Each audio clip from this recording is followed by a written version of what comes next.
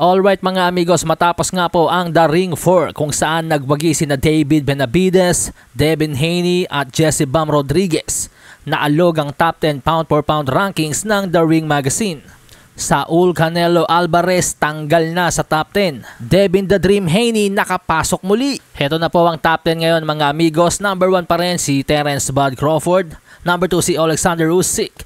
Number 3 si The Monster Naoya Inoue. At from number 6, umakyat na ngayon sa number 4, si Jesse Bam Rodriguez. Dimitri Bivol bumaba, number 5 na ngayon. Arthur Beterbiev, number 6.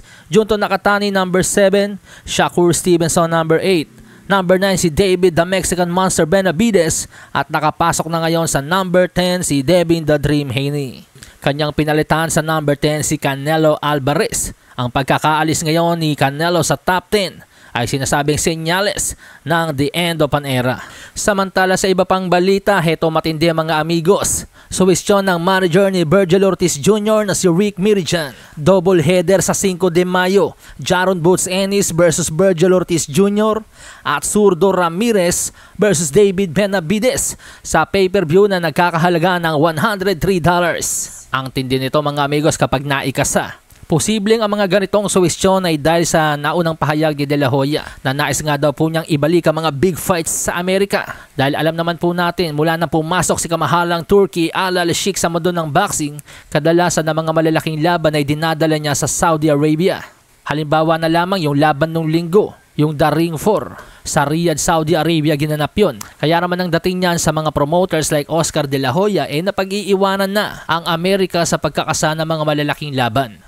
Kaya naman ang double header ni na Ennis versus Ortiz, Benavides versus Ramirez ay isang magandang umpisa.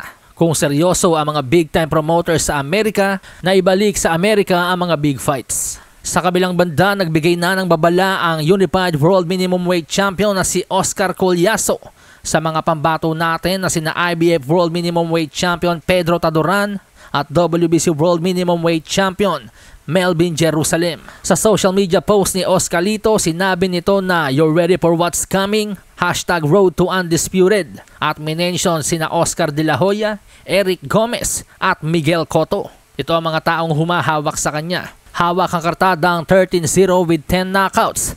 Target ni Collazo na maging kauna-unahang Puerto Rican male undisputed world champion. Kaya naman ang bali-balita ngayon sa kanyang susunod na laban sa February 2026 sa Puerto Rico. Unification laban kina Taduran o kaya naman kay Jerusalem ang tinatarget. Sa hinang baraha, patunayan mo sa akin ha. Sino man ang mabunot na kalaban, di ka tatakbo ha. Sa